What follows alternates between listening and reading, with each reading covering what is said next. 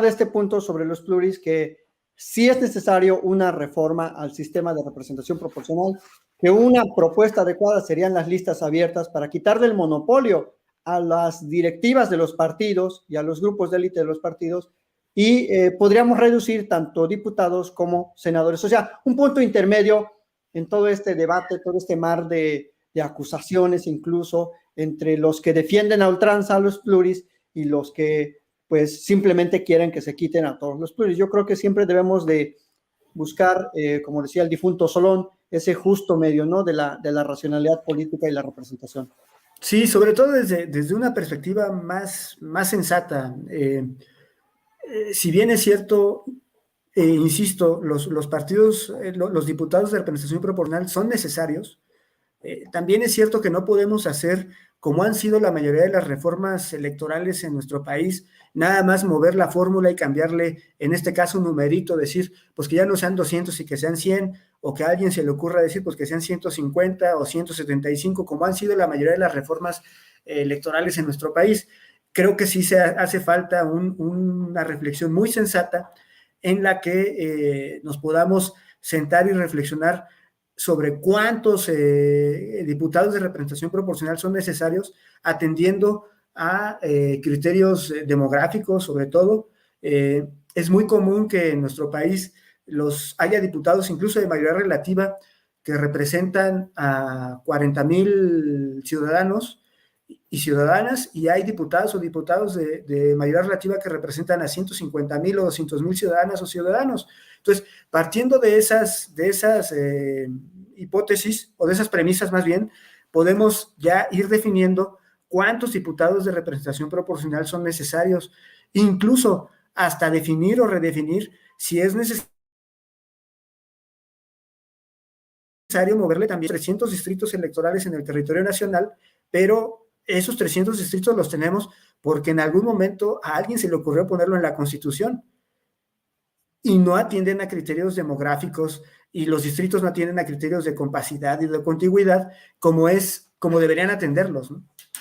Claro, claro, y eso me lleva al siguiente tema, maestro, o sea, el tema del INE y de cómo han venido evolucionando las reformas al IFE y luego al INE, y creo que también se tiene que hablar de este asunto porque es un hecho notorio que necesitamos fijar nuevos criterios que hagan que el INE sea verdaderamente democrático, verdaderamente ciudadano, y también volvemos al punto del gasto corriente, que se maximice y que se haga eficiente el uso de los recursos en el INE. En este aspecto, ¿cómo fue esa reforma del 2000? Ya no nos vamos a ir a la de 2007 porque ya es un poco vieja, pero quiero recordar solo que en el 2007 hubo una gran reforma electoral y luego hubo otra en el 2014. ¿Qué nos puedes mencionar de este antecedente para ver las posibilidades de la reforma que se pudiera plantear en 2021? Sí, podríamos partir de las tres últimas grandes reformas que ha habido. Es la de 1996, la que Zedillo osó llamar la reforma definitiva. Si lo recuerdas, así le dijo, esta es la reforma definitiva, la de 1996. Ya después vino la de 2007, que se gestó a raíz de la elección tan controvertida de 2006, y después ya la de 2014, que fue en el sexenio pasado.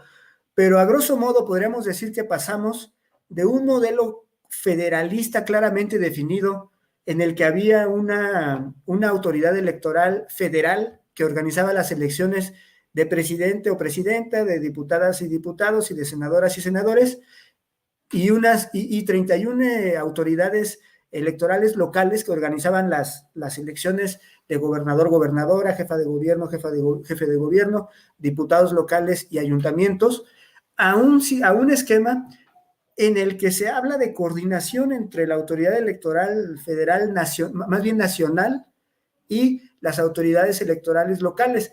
Pero ese esquema hice énfasis en el que se llama de coordinación, porque realmente no es un esquema de coordinación, sino que la autonomía de los organismos públicos locales electorales, como se llaman en la Constitución, a los institutos locales, a los OPLES, la autonomía de los OPLES llega hasta donde el Consejo General del INE lo define.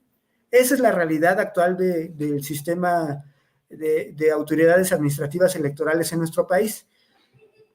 Insisto, un esquema perfectamente definido a un híbrido ahí un tanto confuso en el que el INE tiene facultades de delegación, de atracción, de asunción, y en donde además un acuerdo del Consejo General del INE tiene a veces mucho más fuerza jurídica que las leyes electorales emanadas de las legislaturas locales.